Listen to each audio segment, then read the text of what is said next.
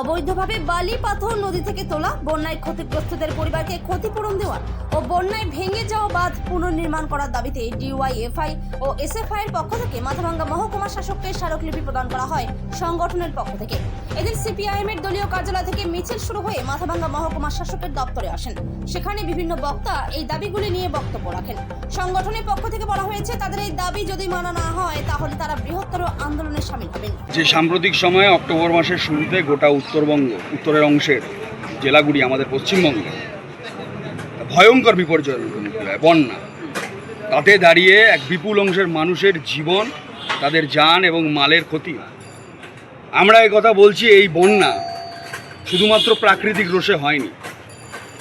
লুটের জন্য, লোভের জন্য, চুরির জন্য, গাছ কাটা, বালি পাথর হওয়ার জন্য প্রকৃতির রোষকে ডেকে টানা হয়েছে। মানুষের হাতে তৈরি, লুটেরাদের হাতে তৈরি এই বন্যা। যে লুটেরাদের মাথা পশ্চিমবঙ্গে কলকাতা থেকে নিয়ন্ত্রিত হয় কালীঘাটে।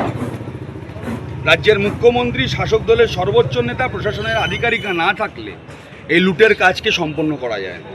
পশ্চিমবঙ্গের এই জীববৈচিত্র্য, যে ফ্লোরা এবং ফনা বিভিন্ন জায়গায়, তাকে ধ্বংস হচ্ছে একমাত্র এই লুটের কারণের জন্য।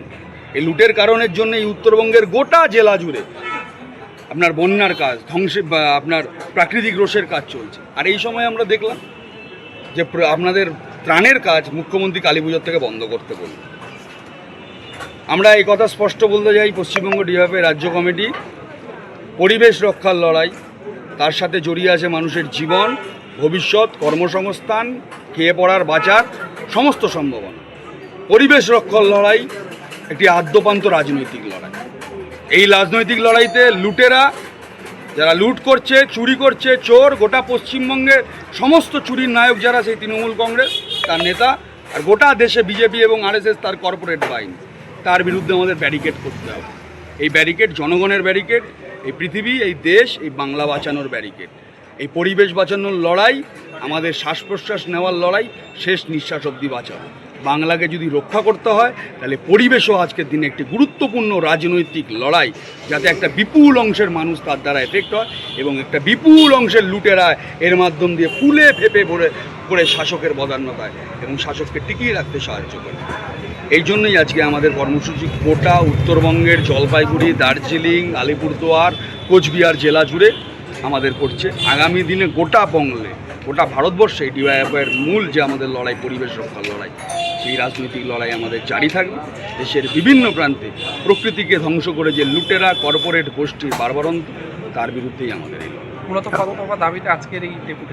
মূলত আমাদের দাবির ক্ষেত্রে আমরা বাঁধ মেরামতির কাজ, ওখানকার মানুষের সম্পূর্ণ ত্রাণ, তার কর্মসংস্থানের ব্যবস্থা এবং চোরাচালানকারীদের যে বিরুদ্ধে একদম আইনগত সর্বোচ্চ ব্যবস্থা নেওয়া, এই দাবিতে আমরা প্রাথমিকভাবে এই কথা আমরা আমাদের মহকুমা শাসক, বিভিন্ন জায়গায় যে আধিকারিক রয়েছেন তাদের কাছে আমরা জানাচ্ছি।